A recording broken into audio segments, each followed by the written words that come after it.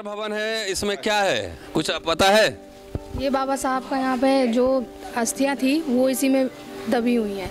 ये बहुत महत्वपूर्ण जगह है हमारे लिए, हमारी कास्ट के लिए, क्योंकि उन्होंने आज जो स्थिति में हम सिर्फ बाबा साहब की वजह से हैं।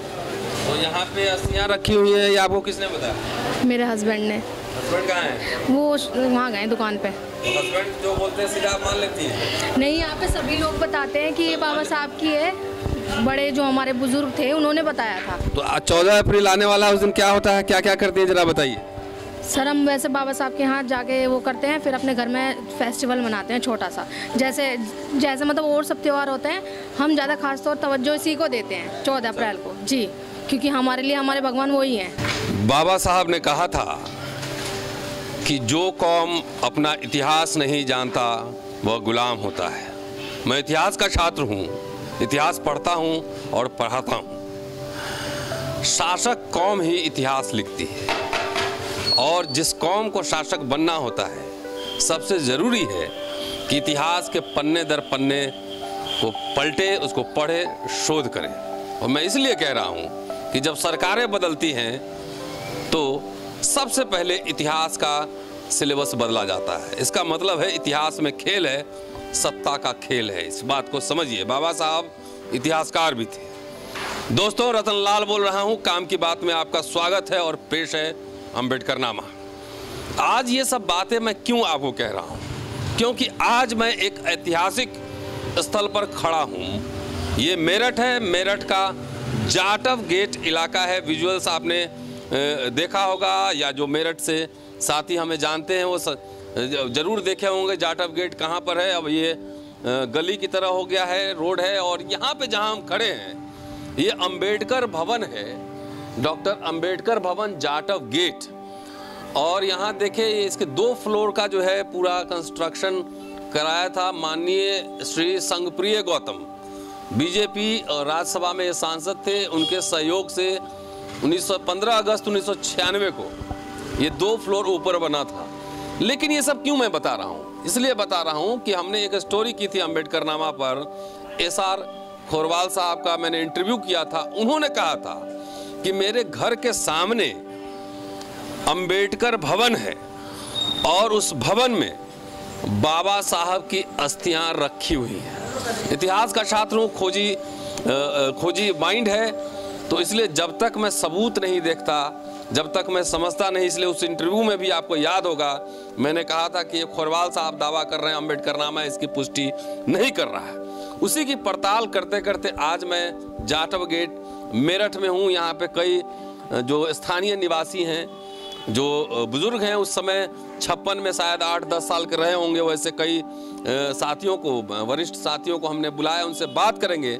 लेकिन सबसे पहले आपको लिए चलता हूँ, सब लोगों से परिचय भी करवाएंगे, लेकिन सबसे पहले लिए चलता हूँ उस स्थान पर जहाँ पे खोरवाल साहब का दावा है कि बाबा साहब की अस्थियां वहाँ रखी हुई हैं। बाबा साहब के पुत्र यशवंत राव यहाँ 1956 में आए थे। कहाँ आए थे, कहाँ बैठे थे, अस्थियों को किसने पकड़ा था, क्या है, ये सारी स्टोरी, सारी कहानी आपको बताने वाला हूँ। और इसलिए भी जरूरी है कि अगर ये फैक्ट है तो इस पे एक बड़े जो है आंदोलन की ज़रूरत है कि ये देख लीजिए सकड़ी गलियां हैं और जो हाल है अंदर भी दिखाऊंगा कि बाबा साहब की अस्थियां हैं। तो एक बड़े किसी स्थान में सरकार इसकी व्यवस्था करे, समाज इसकी व्यवस्था करे और किसी बड़े स्थान पर उस अस्थियों को रखा जाए, जिससे कि देश विदेश अंतर्राष्ट्रीय स्तर के लोग आएँ और देखें। क्योंकि बाबा साहब की अस्थि के नाम पे सब आप जानते हैं कि नागपुर सिर्फ जानते हैं, लेकिन यहाँ भी है। चलिए अब आपको अंदर लिए चलता हूँ, अंदर बताऊँगा, सारी बात भी करूँगा, सब लोगों से बातचीत भी करूँगा और यशवंत राव जहाँ बैठे थे उस कमरे में भी लेके चलूँगा। आइए चलते हैं अंदर।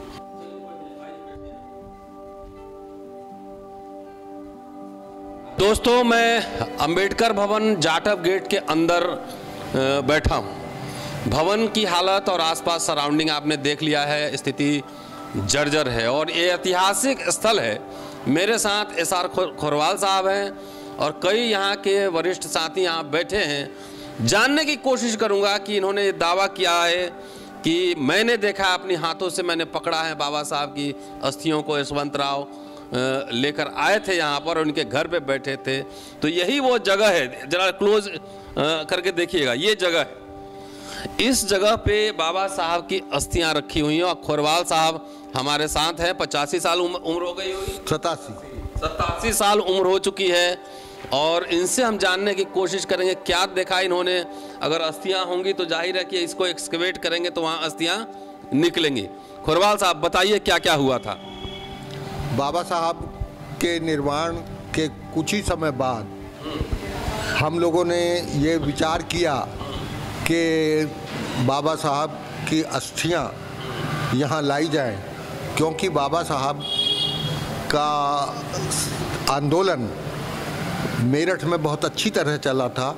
और मुझे जहाँ तक, हालांकि मैं उस वक्त बहुत छोटा था, लेकिन जब बाबा साहब ने पूना पैक्ट पर हस्ताक्षर कर दिए थे और हस्ताक्षर करने के बाद उन्होंने ये कहा था कि ये हस्ताक्षर मैंने दबाव में किए हैं। और मैं अभी भी, आपकी उम्र जो है कितनी थी उस समय, ये बताइए। मेरा जन्म 1924 है, और वो भी फरवरी 24 नहीं होगा, 34 सॉरी 34 है, और वो भी फरवरी। 34 से कितना हो गया, 16, आप 22 साल के रहे होंगे जब बाबा साहब की निर्वाण हुआ है, ये तब की बात है। लेकिन मैं उससे भी पहले जा रहा हूँ। नहीं, उससे हम खाली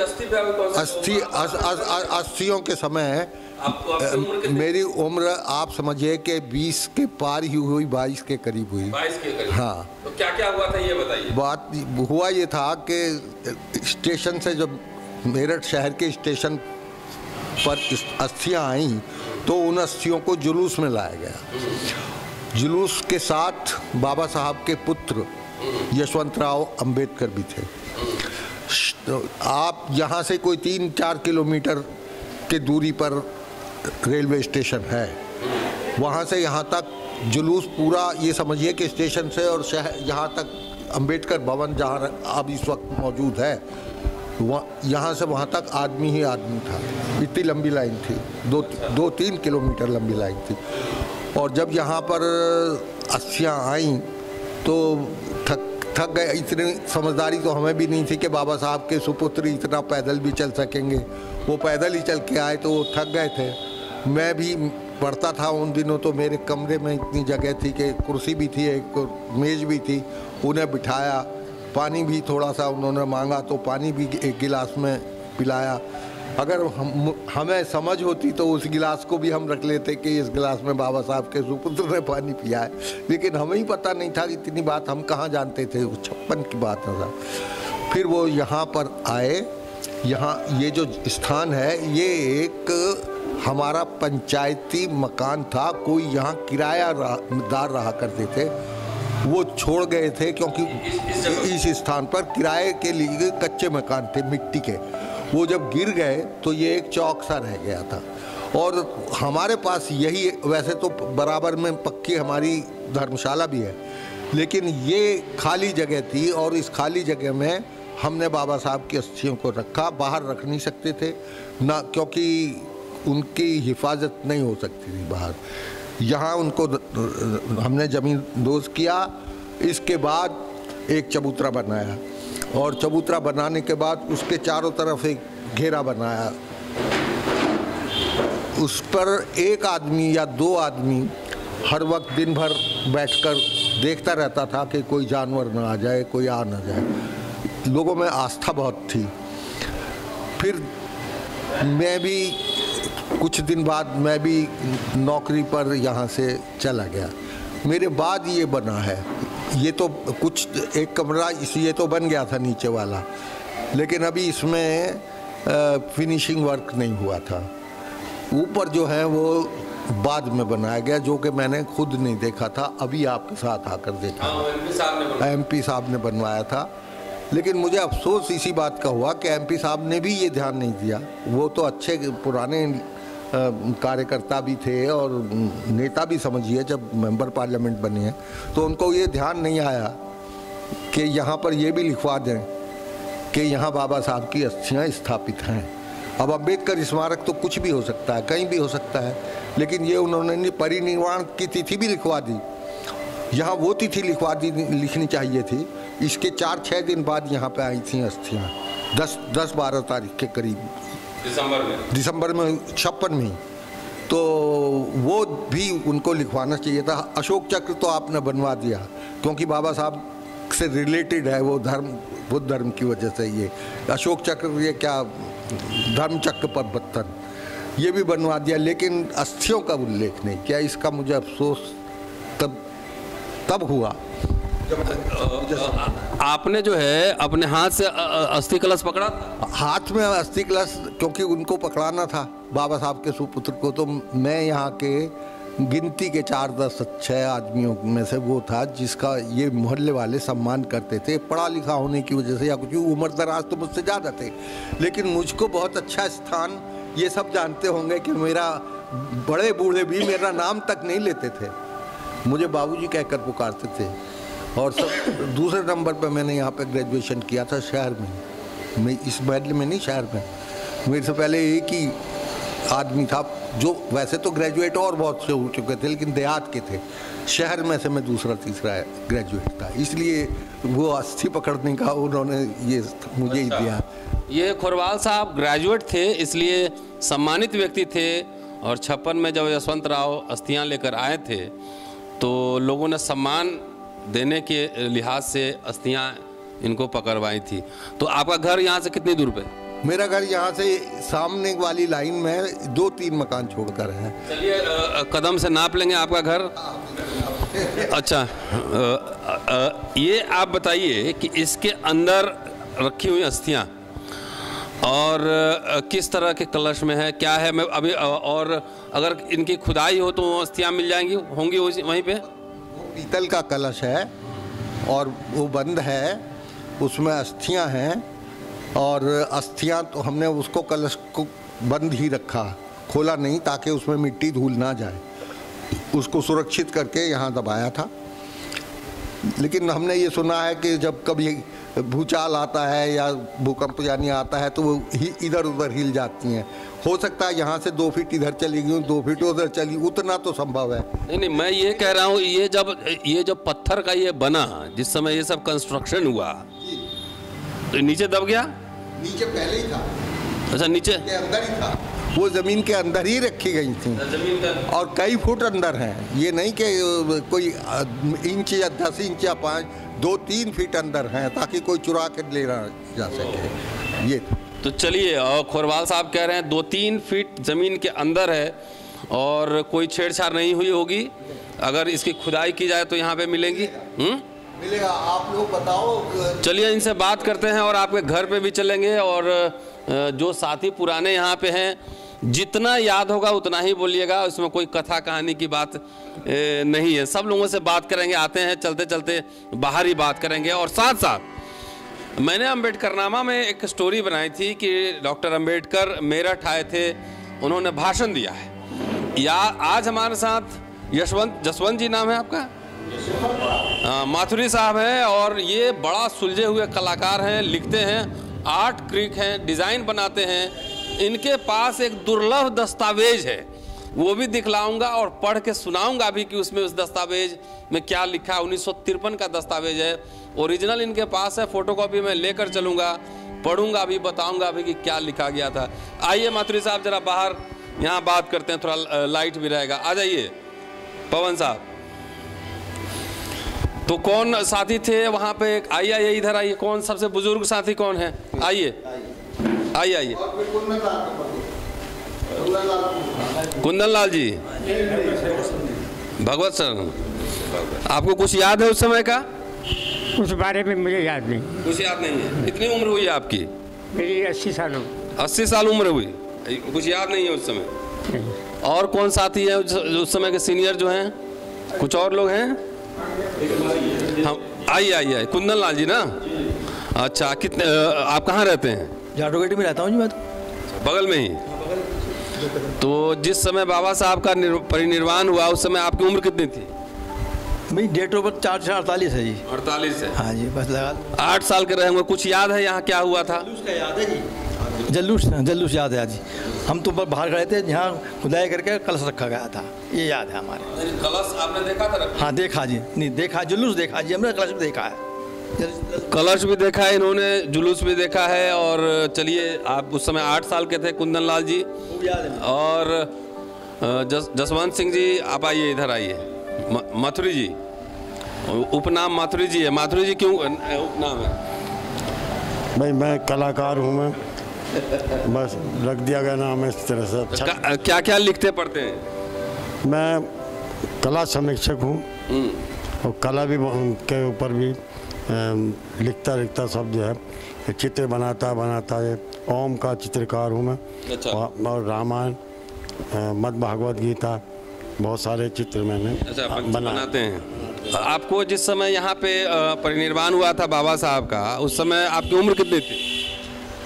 5-6 साल के होंगे जी। 5-6 साल। जी हाँ। कुछ याद है? हाँ जी, कुछ याद है। हम अपने पिताजी के साथ कंधे में बैठे हुए थे, तो जन सैलाब था पूरा। रेलवे स्टेशन से जो था पूरा शहर खचाखच भरा हुआ था।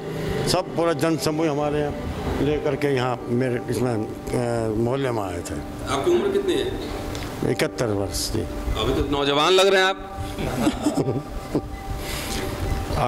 तो आपका याद है कि नामा को सम्मान, हमारी तरफ से शुभकामनाएं, और बढ़े, खूब बढ़े, क्योंकि ये इस बिंदु को लेकर चले हैं और ये कामयाब हो।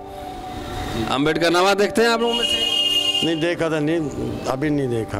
अच्छा। अच्छा, ये यहाँ पे अस्थि कलश है, खुरवाल साहब कह रहे हैं, सब लोग कह रहे हैं, और बच्चे यहाँ पे मुहा मुही बात सब जो है जाती है लोगों के बीच। अभी 14 अप्रैल आ रहा है। बताता हूँ जी। मैं छोटा सा था, मेरी क्या उम्र होगी, ये मैंने खुद लिखा था। ये मैं खुद लिखा था। हाँ, ये सब मैंने लिखा हुआ। ये सब ये जब मैं करीब होऊंगा 22 साल का करीब जो। अच्छा, 22 से मतलब 70 के आसपास। यहाँ बात तो 70 में होगा। तो हमें अब जैसे हमारे खुरवाल साहब जी, हमारे अंकल जी अब आए हैं। खुरवाल साहब इधर आइए कि आप लोग आखिर चाहते क्या हैं? सब बात यह है कि जिस राष्ट्रीय स्तर की ये चीज़ है, राष्ट्रीय महत्व की अलबत्ता, तो उस राष्ट्रीय महत्व के हिसाब से इसकी स्थापना भी राष्ट्रीय स्तर की होनी चाहिए, ताकि देश विदेश से जो दर्शक आए, जो श्रद्धालु आए, वो ये देख सकें कि भाई हाँ, किस महान व्यक्ति की ये यादगार है, ये स्मारक है। फिलहाल तो ये ऐसा लगता नहीं है कि कितने महान व्यक्ति की, किसी को यकीन भी नहीं होगा कि बाबा साहब की अस्थियां यहाँ पे मौजूद होंगी, लेकिन हैं मौजूद। आप शहर में पूछिए किसी से, कोई बता देगा कि बाबा साहब की अस्थियां वहाँ हैं। लेकिन ये एक कॉलेज है यहाँ पे। मैंने उनके कॉलेज के प्रिंसिपल से पूछा, अम्बेडकर के नाम से कॉलेज है। मैंने कहा बाबा साहब की अस्थियां मेरठ में है? कहने लगे हाँ मेरठ में हैं, लेकिन हमने देखी नहीं है। प्रिंसिपल डिग्री कॉलेज के, पोस्ट ग्रेजुएट कॉलेज के, कहते हमें पता तो है कि मेरठ शहर में अस्थियां हैं, लेकिन देखी नहीं है। क्या, कहाँ से देखेंगे? क्या जगह है यहाँ, बिल्कुल बीचों बीच शहर के। यहाँ के स्थानीय निवासी क्या चाहते हैं वो भी जानना जरूरी होगा ना। निवासी आपके सामने है। क्या चाहते हैं? जिन्होंने हमें मुक्त कराया, मुक्तिदाता है, उनको हम यहाँ कैद करे हुए अच्छा नहीं है। ये अच्छी जगह होना चाहिए। आप यही करते हैं? जी, मैं मेरठ में ही हूँ और स्टेट बैंक से सेवानिवृत्त हूँ। 40 साल बैंक में सेवा की। यहाँ बहुत सारी रिश्तेदारियाँ हैं हमारी जाटव गेट में। हम बचपन से ही आते रहे हैं और हम देखते थे कि सारे मेरठ में 2 ही जगह, या तो जाटव गेट या सुभाष नगर, अपने लोगों का, दलित समाज का बहुत बड़ा संगठन यहाँ था। लेकिन मुझे खुद ये अफसोस है कि मुझे अस्थि कलश के बारे में जब पता लगा, जब मैंने चैनल पे आपके अम्बेडकर नामा चैनल में इंटरव्यू आप ले रहे थे आदरणीय सीताराम खोड़वाल जी से, जो निदेशक रह चुके हैं सूचना प्रसारण मंत्रालय में और हमारे मेरठ के ही निवासी हैं और इसी जाटव गेट के ही निवासी हैं। जब उन्होंने ये रहस्य उद्घाटन किया तो हमें पता लगा, हम बहुत आश्चर्यचकित हुए कि इतनी महत्वपूर्ण चीज़ जो कि अंतर्राष्ट्रीय और राष्ट्रीय स्तर पर होना चाहिए। आजकल स्मारकों को सरकार इतना बड़ा महत्व दे रही है और इस राष्ट्रीय महत्व के विषय को हम मतलब उपेक्षा करते रहे। हमारे जाटव गेट के हमारे साथी सबको ही नहीं पता। लेकिन यहाँ जब मैं अब आया तो गली में एक बच्चे से पूछा तो बच्चे को पता है। इस बात की मुझे खुशी हुई कि आपके अम्बेडकर नाम ने कम से कम ये जागृति तो की कि भाई ये चीज़ यहाँ पर है। और अब हम जितने पढ़े लिखे लोग हैं या जो अम्बेडकर मिशन को मानते हैं या अम्बेडकर विचारधारा से प्रभावित हैं, इतना ज़रूर चाहते हैं कि इस छोटी सी जगह जहाँ के इतना कंजस्टेड है, आने के लिए अप्रोच मार्ग भी नहीं है, लोग पहुँच नहीं पाएंगे, तो एक ऐसे स्थान पर हो जो राष्ट्रीय महत्व का हो। सरकार से आप डिमांड करते हैं? सरकार से डिमांड करते हैं। और जैसे यहाँ राष्ट्रीय स्मारक है, शहीद स्मारक, जहाँ जवान ज्योति भी जली हुई है। और बाबा साहब ने दूसरी बार जब आप यहाँ आए थे वो वैशाली में, तो वहाँ एक ऐतिहासिक भाषण भी दिया था। तो क्यों, मैंने देखा है। हाँ वही है, वही कागज है। तो क्यों ना हम सरकार से मांग करें कि शहीद स्मारक में हमारे भी बाबा साहब का एक स्मारक शामिल हो, और यहाँ भी देश विदेश से लोग उस व्यक्ति के स्मारक अस्थि कलश को दर्शन करने आए जिसने न केवल भारत को बल्कि दुनिया को एक लोकतंत्र का रास्ता दिखाया और हम दलितों को मानवीय जीवन जीने का आधार दिया, भारतीय संविधान की रचना की। और ये सबसे बड़ी श्रद्धांजलि होगी अगर हम अस्थि स्मारक को, इसको अस्थि कलश को एक ऐसे बड़े स्मारक में, ऐसे स्थान में रख सकें कि मेरठ क्रांति दरा है, लोग यहाँ क्रांति दरा के रूप में भी जाने और बाबा साहब के अस्थि कलश के स्मारक है। जी सर, मैं आपको एक बात बताऊँ, जो आपने पहले जो जिक्र किया है वो बिल्कुल सही है। बाहर आपने देखा होगा अम्बेडकर भवन, डॉक्टर अम्बेडकर भवन लिखा हुआ है, लेकिन आपने इधर ये ध्यान नहीं दिया कि स्मारक का मतलब यही होता है हमारे यहाँ पर बाबा साहब की अस्थियाँ हैं। जो नहीं, स्मारक का ही मतलब यही होता है कि यहाँ पर अस्थियाँ हैं। ये हमें नहीं बोलना चाहिए कि भाई यहाँ अस्थियाँ नहीं, स्मारक लिख दिया, क्योंकि भारत जो है अम्बेडकर भवन लिखा हुआ है। और हमारे बड़े बुजुर्गों ने बताया, हम छोटे छोटे से थे, हमें क्या पता क्या होता, लेकिन हमें ये भी नहीं पता स्मारक होता क्या है। तो हमने ये स्मारक वगैरह लगा, तो यहाँ पर सबको जानना चाहिए यहाँ पर अस्थियाँ हैं और मुक्तिदाता को स्थान बढ़िया मिलना चाहिए। कर्मशील भारती जी हैं, साहित्यकार हैं, दिल्ली से यहाँ आए हैं, क्या सब आइडिया लगा? बहुत ही अच्छा है कि जो बात आपने उठाई है अम्बेडकरनामा के जरिए कि बाबा साहब इतने बड़े आदमी, इतने उनके मुकाबले का मुझे नहीं लग रहा कि उस स्तर का काम करना चाहिए, ज़रूरत है। क्योंकि इस जगह उनका ना तो इतना महत्व हो पा रहा है, ना उनका कुछ पता चल पा रहा है। तो मेरा ऐसा मानना है कि इनको इसी जितने स्तर के वो थे, विश्व स्तर के जानकार थे, विश्व स्तर के व्यक्तित्व थे, तो उन्हें विश्व स्तर के ही तरह का एक स्मारक बना करके उन्हें स्थापित किया जाए, उनको वो सम्मान दिया जाए जिसकी कि उनके लिए होना चाहिए।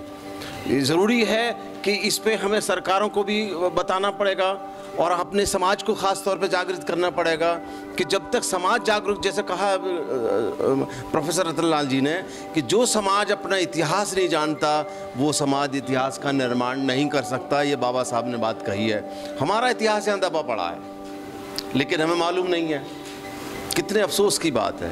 तो इस इतिहास को हमें बताते हुए कि हमारे यहाँ बाबा साहब की स्मृतियाँ, वो अस्थियाँ हैं, उनको हमें ऐसी जगह स्थापित किया जाए जहाँ से उनका आलोक हो, लोग देखें कि भी यहाँ कोई भी बाहर का आए या कहीं का भी आदमी आए तो देखे कि ये है स्मारक, यहाँ बाबा साहब की अस्थियाँ हैं। बाबा साहब ने पूरे विश्व के लिए काम किया, पूरे भारत के लिए नहीं, पूरे विश्व के लिए लोकतंत्र दिया, पूरे मानवता के लिए काम किया उन्होंने। और उससे ज़्यादा बड़ा काम उन्होंने पढ़ाई के लिए किया। आदमी को पढ़ने का हक नहीं था, हमारे लोगों को क्या महिलाओं को पढ़ने का हक नहीं था, उन्होंने वो हक दिया और उनके साथ पूरी मानवता को जोड़ा और उस जोड़ते हुए आज उन्होंने इतना बड़ा काम किया। तो मेरा ये कहना है कि इस जो ऐसा विश्व स्तर का स्मारक बनाया जाए जिसमें ये अस्थियाँ शामिल हों। जी धन्यवाद कर्मशील जी। और मैं आपको एक जरूरी और बहुत ही इम्पोर्टेंट दस्तावेज की ओर ध्यान दिलाना चाहूँगा। मथुरी साहब हमारे साथ हैं और 1953 में एक पर्चा छपा था, ओरिजिनल यहाँ पे है, इसको फोकस कीजिए जरा, दिखाइए। ये विराट जलसा, डॉक्टर भीमराव अंबेडकर जिंदाबाद विराट जलसा 1953 का ये दस्तावेज है, डॉक्यूमेंट है। और पवन जी से करेंगे फोकस करके इसको पूरा ले लीजिए। इसमें स्पेशल स्टोरी मैं अलग से एक छोटा सा बनाऊंगा, लेकिन ये जानना जरूरी है कि डॉक्टर अंबेडकर ये 1953 में आए थे और इसमें अंबेडकर भवन का भी जिक्र है। अंबेडकर भवन में जो आज पंचकुइया रोड, झांसी रानी रोड पे है, यहाँ देखिए उसमें लिखा हुआ है कि वहाँ डॉक्टर अंबेडकर कॉलेज बनाना चाहते थे। अब वहाँ क्या चल रहा है, कॉलेज क्यों नहीं बना, ये शोध का विषय है, लेकिन इस पर अलग से मैं एपिसोड बनाऊंगा। 1953 का ये दस्तावेज है, इसको मैं अलग से रिपोर्ट बनाऊंगा। चलते हैं अब जरा खोरवाल साहब के घर पे, देखते हैं कि घर कहाँ पे है, कितनी दूरी पे है और कहाँ पे यशवंत राव बैठे हैं। साथ साथ 14 अप्रैल है, तो 14 अप्रैल में क्या क्या होने वाला है, कुछ महिलाओं से भी बात करेंगे कि आखिर वे करती क्या है। और मैं पवन से रिक्वेस्ट करूंगा कि कैमरा ऑन रखें और सीधे खोरवाल साहब के घर पे हम लोग चलते हैं, देखते हैं कितनी महज कितनी दूरी पर है। आइए खोरवाल साहब, आपके घर भी चलते हैं। मैं इतिहास का छात्र हूँ, खोज खोज के ढूंढता रहता हूँ और बगैर प्रमाण के बात नहीं होती। आइए, मैं SR खोरवाल साहब के घर पे हूँ और अंबेडकर भवन से महज 15 कदम की दूरी पे हैं। खोरवाल साहब के घर पे हूँ, पानी पीऊँगा अभी। और आप जरा बताइए कि जब आप 20-22 साल के थे और यशवंत राव डॉक्टर अंबेडकर की अस्थियां लेकर यहाँ आए थे, तो क्या वो कहाँ बैठे थे, यही बैठे थे? हाँ साहब, ये मेरा बैठक थी जिसमें मैं पढ़ता भी था, मेरा स्टडी रूम भी यही था। इतने बड़े मकान तो है नहीं, लेकिन ये मेरे लिए विशेष रूप से कमरा था। यहाँ मेरी सोने की चारपाई थी, यहाँ मेज और कुर्सी लगी हुई थी। तो जहाँ आप बैठे हैं बिल्कुल उसी जगह पे यशवंत राव जी बैठे थे। अच्छा, जहाँ मैं बैठा, जहाँ वहाँ पे इत्तेफाक की बात है कि आप उसी जगह पे बैठे हैं जहाँ वो बैठे थे। मैं वहाँ सामने बैठा हुआ था। अच्छा। और पानी की उनको प्यास थी। उन्होंने खुद ही कहा हमको तमीज़ नहीं थी इतनी कि इतना चल के आए हैं, इतने घर उतने बड़े आदमी हैं, तो कम से कम पानी वगैरह का। तो उन्होंने पानी मांगा तो पानी ला के हमने उनको पिलाया। फिर उसके बाद वो 5 मिनट आराम करके फिर वो अस्थि रखने के लिए वहाँ गए। अभी जब हमने इतना अच्छा समझ लिया कि कम से कम इनको अस्थि तो वहाँ इनके हाथ में जाके दें, अपना उठा के ले चलें, तो फिर लेकर गए और उनको वहाँ पर अस्थियाँ दी, उन्होंने स्थापित की। यशवंत राव चश्मा भी पहने थे, पावर वाला? अब इतना मुझे कहाँ याद होगा साहब चश्मा उनके पास था या नहीं। चलिए, जाटव गेट मेरठ में हूँ और SR खोरवाल साहब का हमने इंटरव्यू किया था अम्बेडकर नामा पर। उन्होंने कहा था कि डॉक्टर अंबेडकर की अस्थियां मेरे घर से 15 कदम की दूरी पर अंबेडकर भवन में स्थित हैं। आज मैं खोजते खोजते ढूंढते ढूंढते आज जाटव गेट आ गया हूँ, उनके घर पे बैठा हुआ हूँ। और ये बहुत ही गंभीर और सीरियस मैटर है। समाज को भी आगे आना चाहिए, सरकार को भी आगे आना चाहिए। और इनका दावा है, कई लोग कह रहे हैं कि वहाँ ज़मीन के अंदर 2-3 फुट अंदर वो अस्थियां पड़ी हुई हैं। अगर वाकई पड़ी हुई हैं तो उसको एक सम्मानित स्थान मिलना चाहिए। शुक्रिया, keep watching and sharing Ambedkar नामा। आपसे जल्द मिलता हूं अगले एपिसोड में। शुक्रिया, शेयर करते रहिए और सब्सक्राइब करते रहिए।